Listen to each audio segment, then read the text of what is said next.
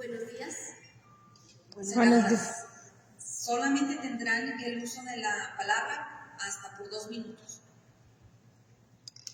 Buenos días. Adelante, oradora. Gracias. Buenos días a todas. La iniciativa de reforma que presentaré el día de hoy tiene que ver con el bienestar de los trabajadores de la educación. Pido a la mesa directiva del Parlamento de Mujeres por Zacatecas el permiso para continuar. La iniciativa corresponde a la Comisión de Educación y Cultura. Es una iniciativa que se lleva a cabo a través de una investigación, ya que toda persona tiene derecho a un trabajo digno y socialmente útil. Al efecto se promoverá la creación de empleos y la organización social del trabajo conforme a la ley, según el artículo 123 de la Constitución, donde en sus dos apartados, tanto en el A como en el B, establece que todos los trabajadores deben de tener un trabajo digno. Desde este punto partimos y continuamos comentando que el principal proemio o quien viene en este momento a ser el respaldo de esta propuesta de iniciativa es precisamente ese derecho que tienen los trabajadores de la educación a ese trabajo justo y digno. Me permito presentar esta iniciativa de acuerdo al artículo 71 que nos da ese derecho a iniciar leyes o decretar desde nuestra competencia. Nosotros también conocemos que el artículo 3 constitucional en una de sus fracciones establece que el Estado prioriza el interés superior de niñas, niños, adolescentes y jóvenes al acceso, permanencia y participación en los servicios educativos. La Ley Federal del Trabajo, en su artículo 8, en su artículo 20, en su artículo 24, también maneja las condiciones de trabajo constante por escrito.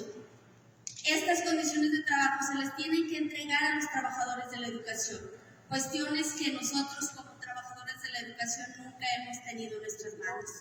Se menciona que la relación del trabajo es el concepto como esa subordinación que tiene una persona física o moral, es decir, que tiene un jefe inmediato. Nosotros los trabajadores de la educación tenemos un jefe inmediato en cuanto a esto. ¿Por qué menciono cada uno de estos artículos y los que se anexen de acuerdo a los tratados también internacionales que recogen este proyecto y decreto? Lo menciono porque, bueno, es una actividad cotidiana que nosotros ahorita estamos viendo. Las marchas del magisterio, el paro nacional indefinido, no es una cuestión que atienda solamente a una cuestión salarial. Considero que todo esto se refiere y se debe reformar precisamente en el artículo 3 constitucional, porque es el que menciona a la educación como tal. Reconocer al maestro como el padre, como el maestro, pero sobre todo como el ser humano. Es necesario que el Estado provea de los instrumentos necesarios para que desempeñen cada una de esas labores. Y no estoy diciendo que la educación en nuestro país esté mal. Creo que los estándares internacionales a veces nos mienten, porque no atendemos a los estándares internacionales, pero sí respondemos a lo que el artículo 3 constitucional menciona. Necesitamos que sea una educación integral, que sea una educación de calidad, que sea una educación de excelencia. Nuestros alumnos deben de responder a las necesidades de este siglo, pero para ello necesitamos que los maestros también tengamos una capacitación y no solamente que se nos someta a unos exámenes, a unas promociones, ya sea verticales o horizontales, que más que nada nos permiten descuidar nuestros grupos. Lo menciono porque aunado a todas estas problemáticas tenemos la inseguridad. La inseguridad es algo que vivimos día a día. Nosotros tenemos que estarnos cuidando de los padres de familia, de los mismos alumnos y de las personas que viven alrededor. Voy a hablar desde la educación porque necesitamos una ciudad más justa, más equitativa y de excelencia. Y la educación es un pilar fundamental en cualquier nación para que esto se dé. Es por ello que necesitamos unos maestros tranquilos, sin la necesidad de buscar otro empleo. Es por ello que se solicita un aumento en la cuestión salarial. Un maestro que esté dedicado a su grupo permitirá que la educación de excelencia lleve y conlleve a esa educación de calidad que nuestro país requiere. Pero también es cierto que las condiciones a las que nos enfrentamos a veces son muy difíciles. Y desde la educación, la sociedad está incluida. Para que la educación se dé, tiene que haber pilares fundamentales: los padres de familia, los maestros y el Estado, al igual que los alumnos. Sin esto no se puede lograr. Se pide que se coadyuve, porque así lo mencionan desde su artículo 3 constitucional.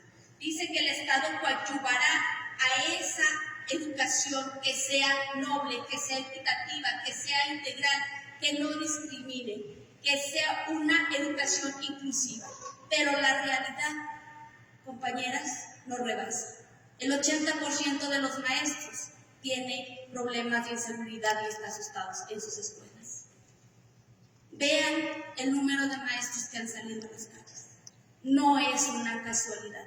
Y no voy a hablar de estadísticas, voy a hablar de realidades, que es otro de los principios del derecho. El principio de realidad nos debe de mantener al Estado alerta para poder entender que nuestro país merece una reforma. Por ello, en el artículo 3 constitucional establezco 3 puntos transitorios.